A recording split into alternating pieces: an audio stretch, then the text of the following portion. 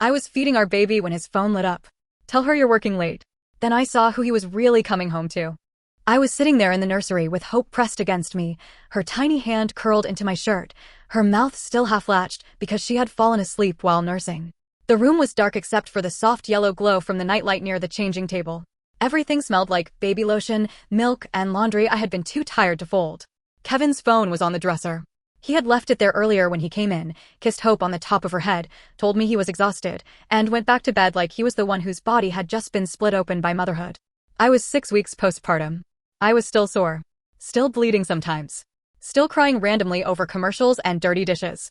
Still trying to figure out how to be a mother without completely disappearing as a person. I barely slept more than 2 hours at a time, but Kevin kept saying work was draining him, so I tried not to ask for too much. That's what makes me so angry now. I was trying to be fair to him while he was already being cruel to me. His phone lit up again. Same woman. Diane Hill.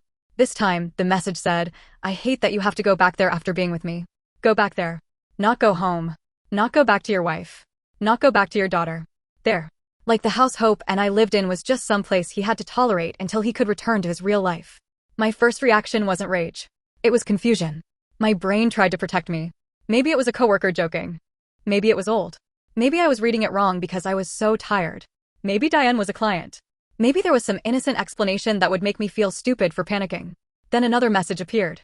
Just tell her the branch needs you late again. Kevin worked as a banker at a local branch in Reno. He had been staying late a lot lately. He always said it was paperwork, audits, difficult customers, staff problems. I believed him because I was too exhausted to question anything. Because we had a newborn. Because I thought people became more loyal after having a baby, not less. I don't know how I got Hope back into the bassinet without waking her. My hands were shaking so hard I had to pause twice. She made a tiny little sound and stretched one arm above her head, and I almost fell apart right there because she was so innocent. She had no idea her father's phone had just blown up our life. I picked it up. Yes, I knew his passcode. Before anyone says I invaded his privacy, we were married. We shared bills, passwords, grocery apps, health insurance, a mortgage, and a child. I wasn't breaking into a stranger's phone. I was opening a door he had already been hiding behind. The messages went back months. Diane was a designer who worked with the company that handled promotional materials for Kevin's bank. Flyers, event banners, client appreciation cards, little things like that. Kevin had mentioned her once or twice, but never in a way that made me suspicious. He made her sound like just another vendor, another boring work contact. She was not boring to him. He called her beautiful. He told her she made him feel calm. He told her he could breathe around her. He told her coming home felt like putting on a costume. Then I saw the dates. They started when I was 7 months pregnant. 7 months. While I was folding onesies and comparing stroller reviews, Kevin was telling Diane he felt trapped. While I was asking him if Hope would have his eyes, he was telling another woman that he wished he had met her sooner. While I was crying in bed because my hips hurt and I couldn't get comfortable, he was texting Diane from his car after late shifts. I kept scrolling even though every message felt like putting my hand on a hot stove. Diane asked him once, "Do you still love Grace?" Kevin replied, "I love the baby. I care about Grace. But I think I chose the wrong life." The wrong life. That was me. That was Hope. That was the nursery I painted while swollen and dizzy because he said he was too busy. That was the hospital bag I packed mostly by myself. That was the tiny yellow blanket his mother, Beth, bought for the baby shower. That was the mortgage, the doctor appointments, the unpaid bills stacked on the counter, the future I thought we were building together. I wanted to wake him up. I wanted to throw the phone at his face. I wanted to ask him how long he had been looking at me like a mistake. But I didn't. I took screenshots.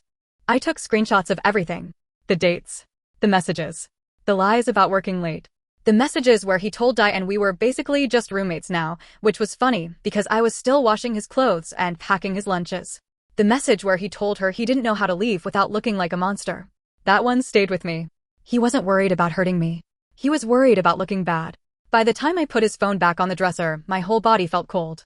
Hope was asleep in the bassinet, making tiny newborn noises, and Kevin was asleep in our bedroom like nothing had happened. I stood in the doorway and watched him for a few seconds. He looked peaceful, comfortable, like a man with no guilt at all. The next morning, he walked into the kitchen stretching and yawning. He kissed Hope's forehead while I held her against my shoulder. Then he opened the fridge and asked if I wanted coffee from the drive-thru. I said, sure. My voice sounded so normal it scared me. He looked at me and said, "You okay?" I almost laughed. Not because anything was funny, but because the question felt insane. Was I okay? I had spent half the night reading messages between my husband and the woman he was apparently coming home from.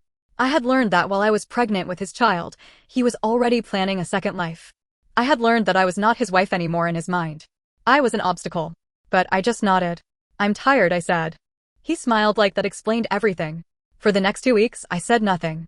And I know that is where people might judge me. Some people think silence means weakness. Some people think if you don't confront betrayal immediately, you're playing games. But I wasn't trying to trap him. I wasn't trying to save the marriage either. I needed to know who he was when he thought I still trusted him. And he showed me. He started staying late more often. He came home smelling like a different soap, something sharper and cleaner than what we used. He kept his phone face down. He started taking calls in the garage. When Hope cried, he sighed before he even stood up. If I asked him to hold her so I could shower, he acted like I was interrupting something important. One night, Hope had been crying for almost an hour. I had fed her, changed her, burped her, rocked her, checked her temperature, everything. I was exhausted and still sore, and I finally looked at Kevin, who was sitting on the couch scrolling through his phone. "Can you please take her for 10 minutes? I asked. He didn't even look up right away. Then he said, "Grace, you're better at calming her down." I stared at him. "She's your daughter too," I said. He rubbed his face like I was being difficult. "I know that. I'm just saying she wants you." "No. She needed a parent." And apparently only one of us had decided to be one. The worst part was how he started rewriting me while I was still standing right in front of him. He told me I was emotional. He told me I was distant. He told me I needed to stop making motherhood my whole personality. I wanted to scream that motherhood had become my whole personality because he had abandoned every other part of our life and left me holding the baby, literally. But I stayed quiet. I documented. When he said he had to work late, I wrote it down.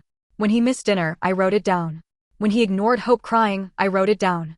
When he told me he had a staff meeting and then Diane posted a picture of 2 drinks on a restaurant table, I saved it. She didn't tag him, but his watch was in the photo. I knew that watch. I bought it for his birthday.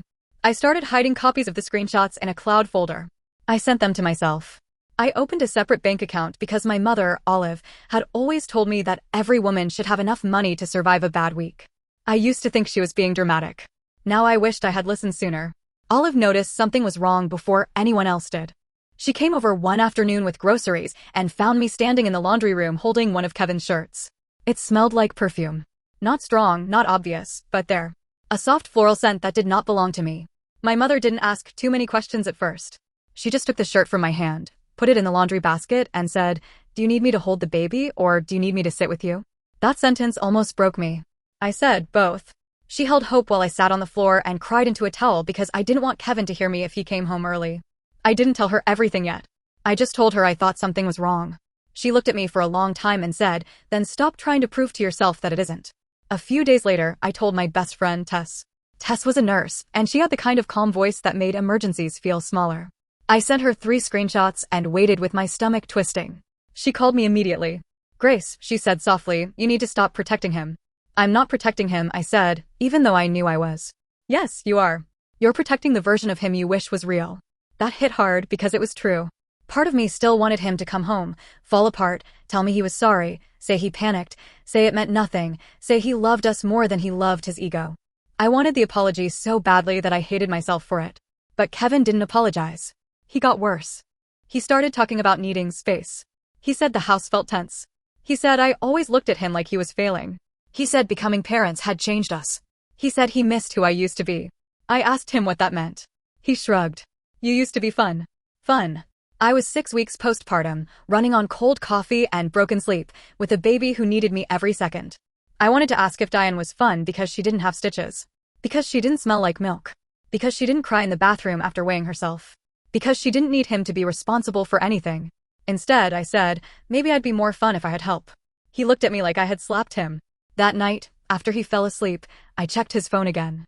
I found apartment searches. Not just random scrolling. He had saved listings near downtown Reno, close to Diane's apartment. 1-bedroom places. Short-term leases. Places with flexible move-in dates. Then I found a message to Diane. "I'm close. I just need to figure out money and custody so Grace can't make me look like the bad guy." Custody. He had barely changed diapers, but he was already talking about custody like Hope was a piece on a board he needed to control. The next morning, I waited until Hope was asleep in the swing. Kevin was sitting at the kitchen table drinking coffee, scrolling through his phone with that bored, blank expression he had around me lately. I placed my phone on the table. The screenshot was open. The one where he wrote, "I think I chose the wrong life." He looked at it. For a second, he didn't move. Then he exhaled. Not a gasp. Not shock. Not shame. A sigh. Like I had inconvenienced him by finding out. I said, "Who is Diane?" He looked at the screen again, then at me, and the man I had married just disappeared from his face. Or maybe he had been gone for a long time and I was finally seeing what was left. He said, "Grace, don't do this while the baby is in the room." I laughed once, sharp and ugly. "Now you care what happens in front of the baby?" His jaw tightened. I thought he would deny it. I thought he would say I misunderstood. I thought he would at least pretend to be sorry before blaming me. But he just leaned back in the chair and said, "I didn't mean for you to find out this way." That was his apology. Not, "I'm sorry I cheated." Not, "I'm sorry I lied while you were pregnant." Not, "I'm sorry I made you feel insane." Just, "I didn't mean for you to find out this way." I asked him how long. He rubbed his forehead. "It's complicated." "No," I said. "It's a number." He stared down at his coffee. I said, "Was it before Hope was born?" He didn't answer. And that answer was enough. My chest felt hollow, but my voice stayed calm. "You started this while I was pregnant." He said. I was unhappy. I remember looking at him and thinking that was the moment I stopped begging inside. Not because I stopped hurting. I was destroyed. But some part of me finally understood that Kevin was not confused. He was not overwhelmed. He was not a lost man who needed compassion. He was a selfish man who wanted sympathy for the damage he caused. He started talking then. Really talking. Like he had been waiting for permission to unload every ugly thought in his head. He said the pregnancy changed me. He said I didn't look at him the same. He said everything became about the baby. He said Diane made him feel seen. He said he didn't feel like a husband anymore, just a provider. I asked, "Did you feel like a father?" He looked annoyed. "That's not fair." I said, "Neither was cheating on me while I was carrying your child." He pushed his chair back and said, "I don't want to spend the rest of my life being punished for being honest." Honest. That word made me feel sick. He had lied for months. He had let me nurse our baby in the dark while another woman waited for him. He had made me feel needy for asking for help. He had smiled at my mother, kissed our daughter, and crawled into bed beside me while planning how to leave without looking bad. But now that he was caught, he wanted credit for honesty. I looked at him and said, "You're not honest. You're exposed." He didn't like that. He left the house for 3 hours. He said he needed air. I knew where he went. He didn't even bother making up a work excuse this time. When he came back, he didn't ask how Hope was. He didn't ask how I was. He walked into the bedroom, opened the closet, and pulled out a duffel bag. I stood in the hallway holding Hope against my chest. "Are you leaving?" I asked. He kept packing. "I think space is best." "Space?" I said. "You mean Diane?" He zipped the bag harder than necessary. "Don't make this uglier than it has to be." Hope started fussing then, making little hungry sounds against my shirt. I looked down at her, then back at him.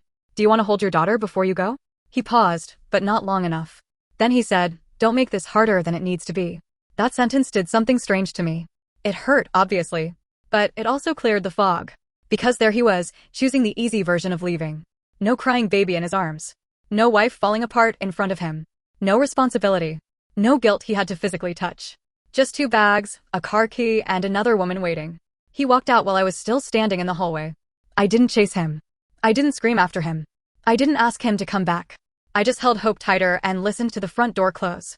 For a few seconds, the house was completely silent. Then Hope started crying. And for the first time since I found the messages, I cried with her. Not quietly. Not carefully. I sank down against the wall in the hallway, holding my baby, shaking so hard I could barely breathe.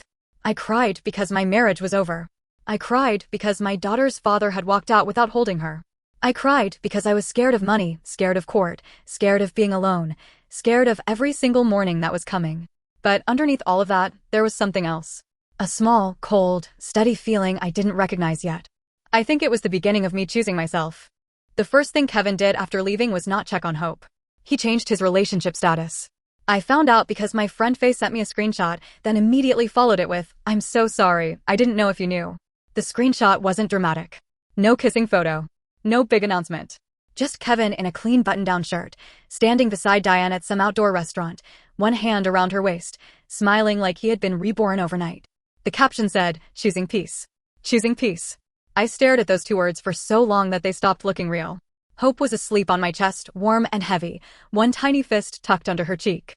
I was sitting on the couch in sweatpants with a burp cloth over my shoulder, surrounded by laundry baskets and empty bottles. My hair was in the same bun from 2 days ago. My body still hurt. I had not showered properly since Kevin left. And he was online talking about peace. For about 5 minutes, I wanted to post everything. Every screenshot. Every lie. Every message he sent Diane while I was pregnant. I wanted to upload the hospital photo of him holding Hope with tears in his eyes, then put his wrong life text beside it. I wanted to embarrass him so badly that he would never walk into that bank branch again without feeling people stare at him. But I didn't. Not because I was better than that. I wasn't. I wanted revenge so badly I could taste it. I didn't post because Tess told me not to. Tess came over that night after her shift at the hospital.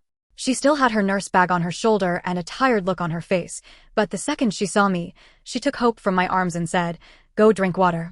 I said, "I want to ruin him." She looked at me carefully. "You can. But don't do it in a way that ruins you too." That sentence annoyed me at first. I didn't want wisdom. I wanted someone to hand me gasoline and say, "Light it."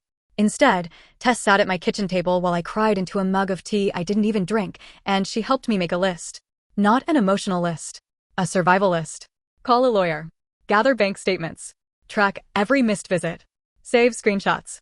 Write down dates. Don't argue over the phone. Keep communication in text. Don't block him. Don't chase him. Don't beg him to be a father. Let his actions speak. I hated that list. It felt too calm for what he had done. But later, that list saved me. The next morning, Kevin texted me at 9:14. "Can I come by later to get more clothes?" That was it. "No, how is Hope?" "No, do you need anything?" "No, I know I hurt you. Just clothes." I typed about 10 different responses. One of them was so long and angry that my phone started lagging. Then I deleted all of it and wrote, "You can come at 4. I'll have your things by the door." He replied with a thumbs up emoji. A thumbs up emoji after destroying our family. I packed his clothes in trash bags. Not because I was trying to be petty, even though maybe I was. But because I couldn't stand folding them nicely. I couldn't stand touching his shirts, matching his socks, smoothing the sleeves of a man who had left me with a baby and then posted about peace. When he came over, he looked different. Not physically, not really. Same face. Same haircut. Same expensive watch I had bought him before everything fell apart. But he had this lightness to him that made me want to scream. Like leaving us had removed some heavy coat from his shoulders. He stepped inside and looked around like he was visiting a house he used to rent. Hope was awake in her swing, kicking her feet and staring up at the little hanging animals. Kevin glanced at her, then at the trash bags. "Seriously," he said. I said, "Your clothes are clean." He looked irritated. "You put them in garbage bags?" I laughed once. "That's what you're upset about?" His face tightened. "I'm trying to keep things civil, Grace." Civil. That became his new favorite word. Civil meant I should absorb humiliation quietly. Civil meant I should smile while he took whatever he wanted. Civil meant he got to leave with dignity while I bled in private. I said, "Do you want to hold Hope?" He sighed, and I saw it. That tiny hesitation. Like holding his own daughter was a chore he hadn't planned for. "Yeah," he said. "Of course." I picked her up and handed her to him. Hope looked so tiny in his arms. For a second, my chest hurt because I remembered him in the hospital, crying when she was born, whispering, "Hi, baby girl," like she was the best thing that had ever happened to him. Then his phone buzzed. He shifted Hope awkwardly and checked it. I said, "Are you serious?" He looked up. "What? You can't hold her for 2 minutes without checking your phone?" He rolled his eyes. "It could be work." I knew it wasn't work. He knew I knew. Hope started fussing, and he bounced her stiffly, like someone trying to calm a baby in an elevator. After maybe 30 seconds, he handed her back. "She wants you," he said. I took her and I didn't argue. I just wrote it down later. Came by for clothes. Held Hope for under 2 minutes. Checked phone while holding her. Left after 12 minutes. That was my life now. Documenting disappointment. The family pressure started almost immediately. His mother, Beth, called me 3 days after he moved into Diane's apartment. She didn't ask how I was. She didn't ask if I had enough groceries. She didn't ask if Hope was sleeping better. She said, "Grace, I know you're hurt, but you need to think about the baby." I was standing in the kitchen, washing pump parts with one hand while holding the phone between my cheek and shoulder. I said, "I am thinking about the baby." Beth sighed like I was being stubborn. "Kevin is confused right now. He loves Hope. Then he can show up for her." "He will," she said quickly. "But you have to make it easy for him." I turned off the water. "Beth, I am 6 weeks postpartum. He left me for another woman. How much easier do you want me to make it?" She went quiet, but only for a second. Then she said, "I'm not defending what he did. That is always what people say right before defending what someone did. But men sometimes panic after a baby," she continued. "It's a huge adjustment. He told me you've been very emotional." I looked down at the bottle brush in my hand and almost laughed. Very emotional. I wanted to say, your son cheated on me while I was pregnant, abandoned his daughter, moved into his girlfriend's apartment, and posted about choosing peace, but sure, let's talk about my tone. Instead, I said, if Kevin wants to see Hope, he can text me. I will not stop him. Beth lowered her voice. Just don't use that child to punish him. That sentence hit a nerve so deep I had to grip the counter. I'm not using Hope, I said. He's avoiding her all by himself. She didn't like that.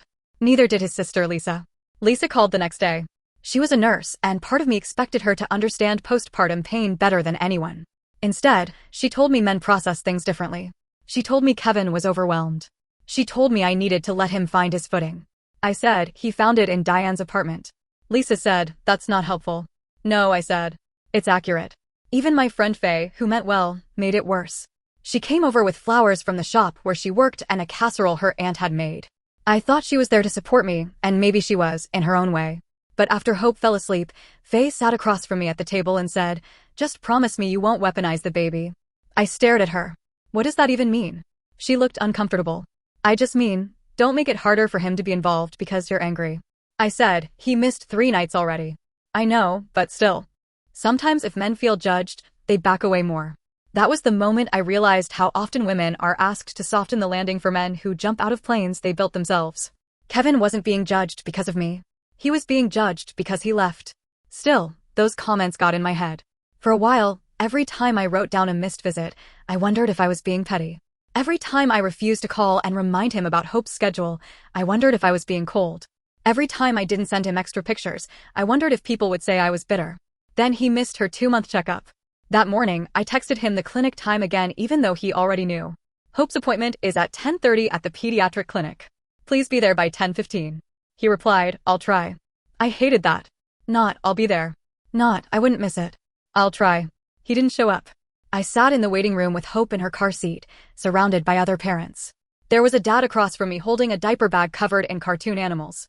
His wife looked exhausted, and he kept asking if she wanted water. It was such a small thing. Just water. But I had to look away because the jealousy felt embarrassing. When the nurse called Hope's name, I stood up alone. The doctor asked if Dad had any questions or concerns, and I felt my face burn. It's just me today, I said. I told myself I wouldn't cry. I had already cried too much. But after the appointment, when I got Hope buckled into the car, I checked my phone. No message from Kevin. But Diane had posted a picture. Brunch table. 2 plates. 2 coffees. A man's hand near the edge of the photo. Kevin's watch. My watch. The one I bought him.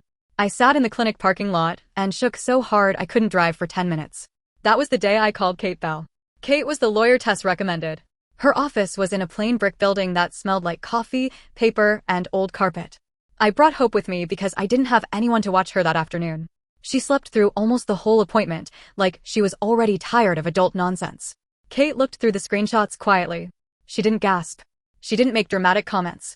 She just read, took notes, and asked questions in a calm voice. When did he leave the home? How many times has he seen the baby since then? Has he contributed financially? Do you have access to joint accounts? Has he put anything in writing about custody? When I said he had sent diapers once and complained about the price, Kate's eyebrows moved slightly, but she still stayed professional. Then she said, Grace, I need you to understand something. You are not being vindictive by documenting reality. I didn't know how badly I needed to hear that until she said it. Because Kevin had already started telling people I was unstable. I found out through Vera Stone, a mutual friend who worked as a realtor and somehow knew everyone's business before they knew it themselves. She called me one evening and said, I don't want to stir anything up, but Kevin is telling people you won't let him see Hope. I was holding Hope on my shoulder, patting her back after a feeding. I said, he canceled twice and missed her appointment. I know, Vera said. I figured there was more to it. I just thought you should know. That night, Kevin texted me. My mom says you're telling people I abandoned Hope. I stared at the message, then looked down at Hope sleeping against me. I wrote back, you missed her checkup today. He replied, I had something come up. I typed brunch. Then I deleted it. Instead, I wrote, going forward, please confirm visits by text. He didn't respond for 3 hours. Then he wrote, this is what I mean. You're making everything formal and hostile. Formal and hostile. Because I asked him to put parenting in writing. I finally understood what he wanted. He wanted access without accountability. He wanted the image of being a father without the work of being one.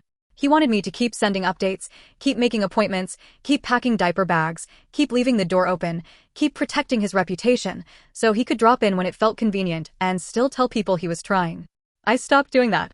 I filed for divorce. I filed for child support. I asked for a temporary custody schedule that matched what he was actually doing, not what he claimed he wanted to do. When Kevin received the paperwork, he called me 6 times. I didn't answer. He texted, "Are you serious?" I replied, "Yes." He wrote, "You're trying to punish me." I wrote, "I'm trying to protect Hope and myself." He replied, "You don't have to be this bitter." I stared at that word. Bitter. It was amazing how quickly men like Kevin turned pain into a personality flaw. I wasn't betrayed. I was bitter. I wasn't abandoned. I was dramatic. I wasn't setting boundaries. I was hostile. I wasn't documenting. I was weaponizing. A week later, we had our first mediation meeting with Jean Snow, the court-appointed clerk helping coordinate the process. Kevin showed up in a shirt I had never seen before. Diane's taste, probably. He looked rested. Clean. Like he had slept through the night for 2 months. I showed up with dark circles under my eyes, a diaper bag on one shoulder, and spit up on my sleeve. He glanced at me and said, "You look tired." I almost smiled. I said, "I am." Jean asked us to discuss a temporary parenting schedule. Kevin leaned forward and used his calm bank voice, the one he used with customers. "I want to be in my daughter's life," he said. "I feel like Grace has made that difficult." I looked at him. Then I looked at Jean. I opened my folder. Inside were printed messages, missed visit dates, screenshots, the brunch photo, and the text where he said, "I'll try," then didn't show up. My hands were shaking, but my voice wasn't. I said, "I have never stopped Kevin from seeing Hope. These are the dates he was offered time. These are the dates he canceled. These are the appointments he missed. These are the messages." Kevin's face changed. Just slightly. Not enough for someone who didn't know him to notice. But I knew him. He was angry because I had receipts. Jean looked through the pages. Kevin started shifting in his chair. He said, "This is excessive." I said, "No, it's accurate." He leaned back and whispered, "You're really going to do this?" I whispered back, "You already did." The meeting ended with a temporary schedule. Not the fantasy version Kevin wanted. The realistic version. Short visits at first. Clear times. Written confirmations. Child support calculated based on his income. He was furious. In the parking lot, he followed me to my car. "You're making me look like a deadbeat," he said. I buckled Hope into her car seat before answering. "No," I said.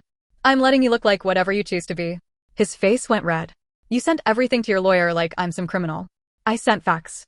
"You're enjoying this," he snapped. That made me turn around.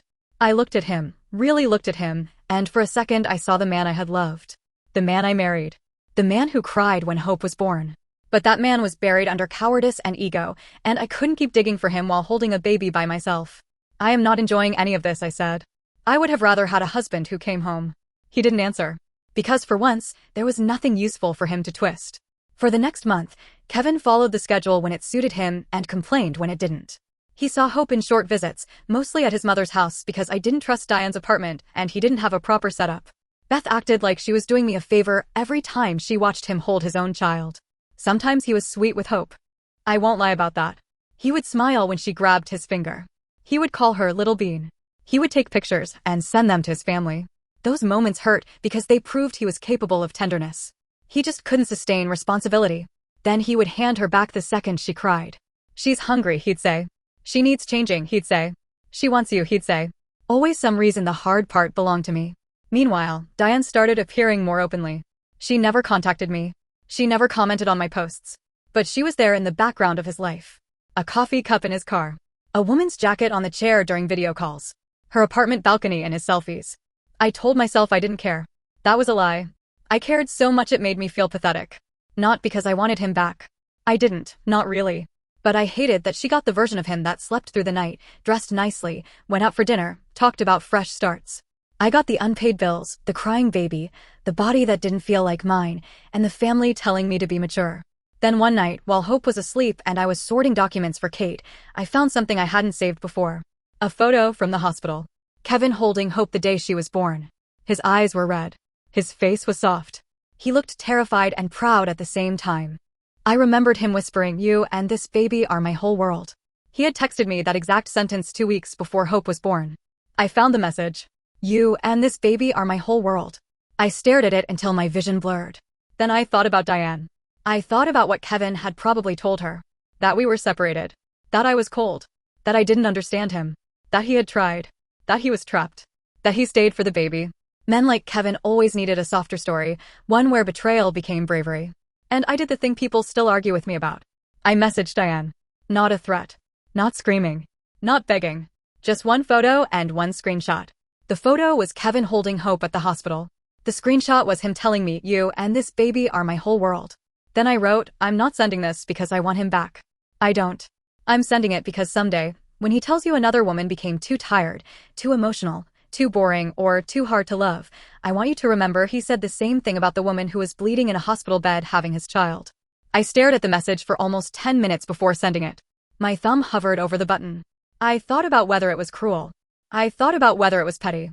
I thought about whether I was dragging another woman into something when she already knew he was married. Then I remembered the message she sent him. "Tell her you're working late." She knew enough. I pressed send. Diane didn't reply.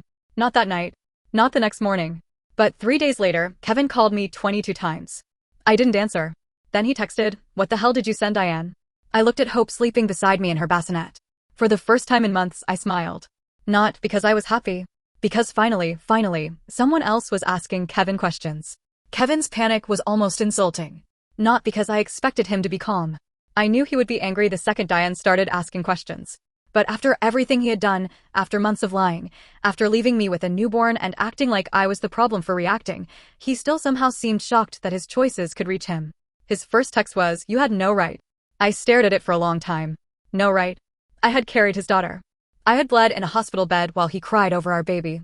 I had nursed Hope in the dark while he texted another woman. I had washed his shirts that smelled like someone else's perfume. I had protected his image longer than he deserved.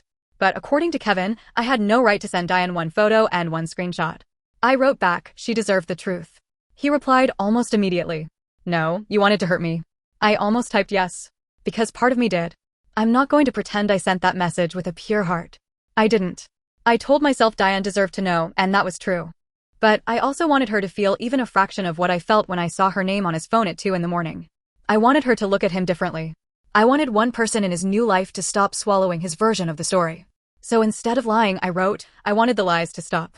He didn't respond for a few minutes. Then he wrote, "You're going to regret making an enemy out of me." That was the first message I forwarded to Kate that morning. My lawyer replied within 20 minutes. "Do not engage with threats. Save everything. Communication about Hope only." So that became my rule. Kevin could rage. Kevin could blame. Kevin could rewrite history until his fingers hurt. But I was done arguing about our marriage. The marriage was dead. The only living thing left between us was Hope, and I was going to protect her from the chaos he kept trying to drag into the room.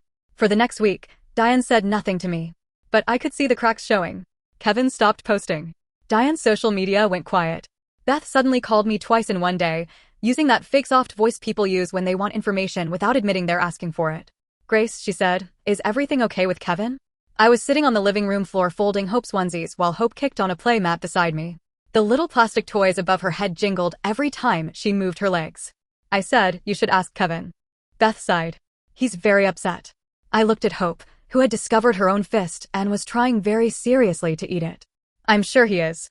Beth went quiet, then said, "I know he made mistakes, but sending things to Diane was unnecessary." There it was. Not the affair. Not the abandonment. Not the lies. My reaction. I said, "Beth, your son cheated on me while I was pregnant and told another woman I was the wrong life." She inhaled sharply. He said that. For a second, I realized Kevin had not told his mother that part. Of course he hadn't. Men like Kevin didn't repeat the ugly sentences. They summarized them into softer words. I said yes. Beth didn't answer right away. Then she said, much quieter, "He told us you two had been struggling for a long time." "We had a newborn," I said. "We were struggling because I was doing almost everything alone." She started to say something, then stopped. I wanted that silence to mean she understood. I wanted to believe some part of her finally saw me. But then she said, "Still, I hope you both can avoid making this worse for Hope." And just like that, the moment passed. Because apparently Kevin could set the fire, but I was responsible for the smoke. Diane finally replied 9 days after I sent the message. It was short. "Did he tell you we were separated?" I sat there with the phone in my hand while Hope slept against my chest. For some reason, that question hurt more than I expected. Not because it surprised me. I knew he had lied. But seeing it confirmed made me feel sick all over again. He had taken my real life, my postpartum pain, my exhaustion, my body, my baby, my marriage, and edited all of it into a story where he was practically single. I wrote back, "No. We were not separated. I was 7 months pregnant when he started messaging you. We were still living together. I was still washing his laundry. He was still going to appointments with me when he felt like showing up. He slept in our bed." She didn't answer. Then, 20 minutes later, she wrote, "He said you knew it was over." I looked around the room. At the burp cloth on the armrest. At the baby's swing in the corner. At the stack of court papers on the table. At the framed wedding photo I still hadn't taken down because every time I tried, Hope cried or the laundry buzzed or I lost the nerve. I wrote, "I found out because your message came through while I was breastfeeding our daughter." She didn't reply again. I don't know what happened in Diane's apartment after that. I don't know what Kevin said. I don't know if he cried, apologized, denied, or blamed me. I only know he missed his next visit with Hope. He texted me 2 hours before he was supposed to come. "Can't make it today. Too much going on." I replied, noted. That was it. Not, "Why?" Not, "Please come." Not, "She misses you." Hope was too young to miss someone who had barely been there. That was the part that broke me and saved me at the same time. A few days later, Vera Stone called. Vera was one of those people who always sounded like she was trying not to gossip while absolutely gossiping. She said, "I heard Diane moved out." I was washing bottles at the sink. Moved out of where? Her own apartment, kind of, Vera said. Or maybe she kicked him out. I don't know the full thing. But apparently Kevin is staying with Beth and Ray right now. I turned off the water. Kevin had gone from our house, to Diane's apartment, to his mother's house in less than 3 months. Vera lowered her voice. She told me a price that she didn't want to be with a man who could leave a baby that easily. I leaned against the counter and closed my eyes. I expected to feel happy. I did a little. I'm not saintly. I won't pretend I didn't feel some satisfaction. Diane had helped him lie. She had known enough to tell him to say he was working late. She was not some innocent woman who accidentally wandered into my marriage. But I also felt strangely empty. Because her leaving him didn't give me back the nights I cried with Hope in my arms. It didn't undo the hospital lies. It didn't make Kevin a better father. It just proved what I already knew. When Kevin's fantasy life required real responsibility, it collapsed. After Diane left him, Kevin suddenly became very interested in being a dad. The timing was almost funny. Before, he was too busy. Too overwhelmed. Too tired. Too confused. He needed space. He needed peace. He needed me to be civil. But the moment Diane was gone and his family started looking embarrassed, he wanted more custody. He texted, "I want Hope overnight this weekend." Hope had never spent a night away from me. She was still nursing. He didn't have a crib at Beth's house. He had canceled multiple visits, missed medical appointments, and handed her back every time she cried. I replied, "No. We can discuss changes through Kate and the custody process." He responded, "You're proving my point." I didn't answer. Then he wrote, "You're using her to punish me because Diane left." I stared at the message and almost laughed. Kevin had a talent for making his consequences sound like my personality. At the next court hearing, he tried to perform fatherhood like a role he had rehearsed that morning. He showed up in a navy shirt, holding a little pack of diapers like a prop. He brought Beth with him, and she sat behind him looking wounded, like the whole family had been dragged into tragedy by my refusal to stay quiet. Kate sat beside me with a folder so organized it looked almost cruel. Kevin told the court official that he wanted more time with Hope. He said I had been difficult. He said I was emotional and resentful. He said I didn't encourage his relationship with his daughter. Then Kate opened the folder. Missed visits. Late confirmations. Unpaid support. Texts where he refused to answer basic questions about diapers, feeding, and medical appointments. The thread after I messaged Diane. Screenshots where he admitted he was living with Diane. And the timeline. That timeline mattered more than I expected. Because Kevin's whole defense depended on everyone believing our marriage was already dead when he started the affair. But dates are cold. Dates don't care about your feelings. Dates don't soften themselves to protect your ego. The messages started while I was pregnant. He moved out after Hope was born. He missed visits after asking for time. He asked for overnights only after Diane left. It was all there. Kevin looked smaller with every page. At one point, he leaned toward Kate and said, "This is unnecessary." Kate didn't even look offended. She said, "Your choices created a record. We're discussing the record."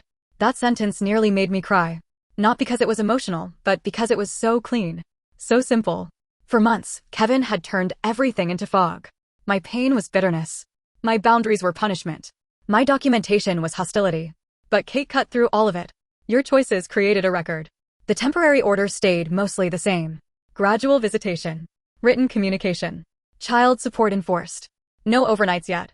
Parenting time could increase if Kevin consistently showed up, learned Hope's care routine, and followed the schedule. Basically, he had to do the boring parts of fatherhood before getting the title he wanted. He hated that. Outside the courthouse, Beth approached me while Kevin talked to Ray near the parking lot. She looked tired. Older somehow. She said, "Grace, I hope you're happy." I looked at her for a long second. Happy. My marriage was over. My baby's father had abandoned us. I was living on broken sleep, legal bills, and whatever strength I could scrape together between feedings. Happy was such a stupid word for what I was. I said, "I'm not happy, Beth. I'm just not lying anymore." She looked away. For once, she didn't argue. Months passed after that. Not quickly. People say time heals, but they never mention how slowly time moves when you're healing around nap schedules, court dates, bills, and a baby who doesn't care if you cried in the shower 5 minutes ago. Hope grew. That was the part that kept me alive. She learned to roll over on a blanket in the living room. She started laughing at the ceiling fan. She got two tiny teeth and bit me so hard once while nursing that I yelled, then cried, then laughed because she looked so proud of herself. She hated socks. She loved blueberries. She clapped every time someone said yay, even if nobody was talking to her. I started working more hours as a clerk again, mostly remote at first, then part-time in person when my mother Olive could watch Hope. Olive never said, "I told you so," even though she had warned me for years to keep emergency money. She just showed up. She brought groceries. She folded laundry. She held Hope when I needed to sit in my car and scream into my hands for 3 minutes. Tess stayed too. She helped me make sense of pediatric appointments, court emails, and the weird grief of missing a man I no longer wanted. That's a real thing nobody tells you about divorce. You can hate what someone did and still miss the person you thought they were. You can feel relieved they're gone and still cry when you find their old hoodie behind the dryer. I took down the wedding photo one rainy Saturday morning. Nothing dramatic happened. No music. No big symbolic speech. Hope was in her high chair smashing banana into her tray. I looked at the photo, at Kevin's hand around my waist, at my own stupid happy face, and I just felt tired. So I took it down. I put it in a box with other things I wasn't ready to throw away, but didn't want to live with anymore. Kevin eventually became more consistent. Not perfect. Not even close. But better than before. He learned how to change Hope without acting like he deserved a parade. He bought a second-hand crib for Beth's house. He started showing up on time more often, probably because the court order made inconsistency harder to hide.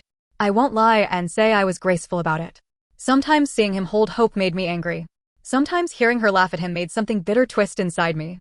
Not because I wanted her to reject him. I never wanted that. But because it felt unfair that he could miss the hardest months and still get her smiles later. That is the ugly part of co-parenting with someone who hurt you. You have to hope they become better for your child, even while some wounded part of you wants the universe to keep punishing them. Diane never contacted me again after those messages. I heard through Vera that she moved to another apartment and started dating someone else months later. I don't know if she felt guilty. I don't know if she thinks of me as the bitter ex-wife who ruined her relationship. I don't really care anymore. Her role in my life ended the day she stopped believing Kevin's lies. Kevin did try, once, to have a heart-to-heart.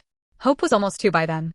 He dropped her off after a visit, and she ran into the house yelling "Mama" like she had been away for years instead of 4 hours. Kevin stood on the porch holding her little backpack. He said, "Can we talk like normal people for a second?" I almost said no. But Hope was busy showing Olive a sticker on her hand, so I stepped outside and closed the door behind me. Kevin looked nervous. Older.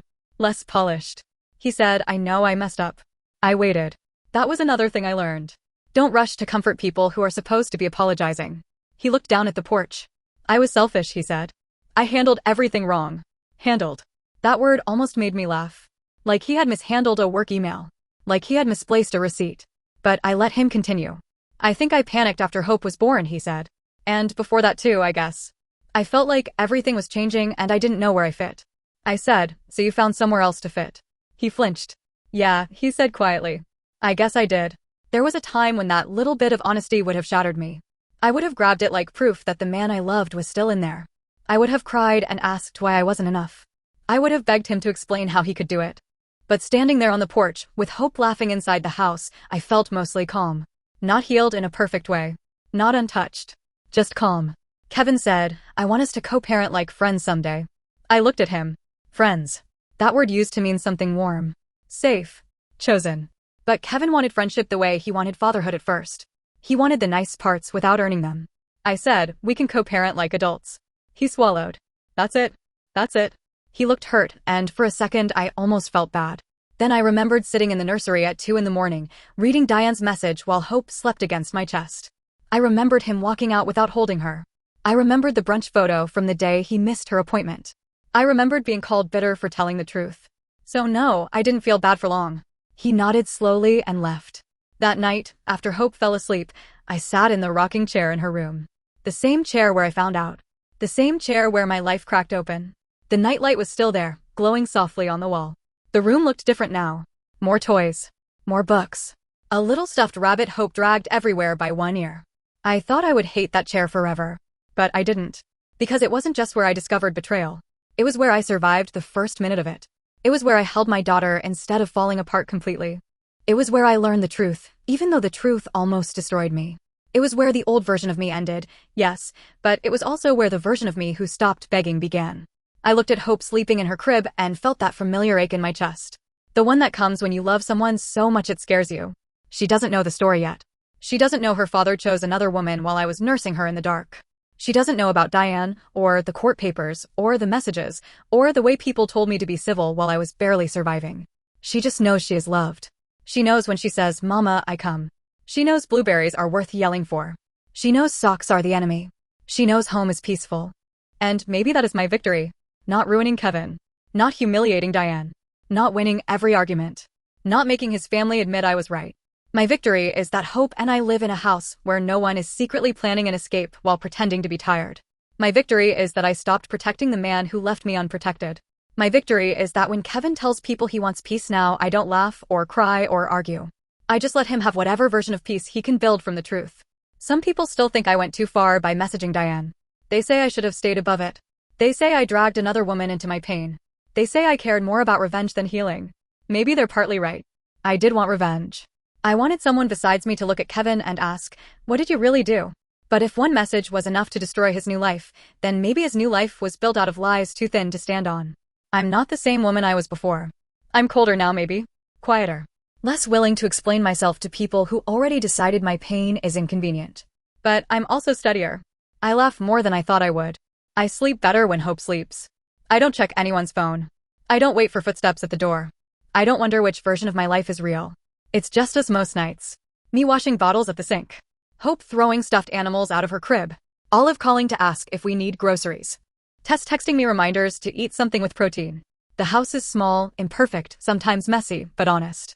And honest feels better than loved by a liar. So was I wrong for sending Diane that message and letting Kevin's own choices follow him, or was that the first honest thing anyone had done in the whole mess?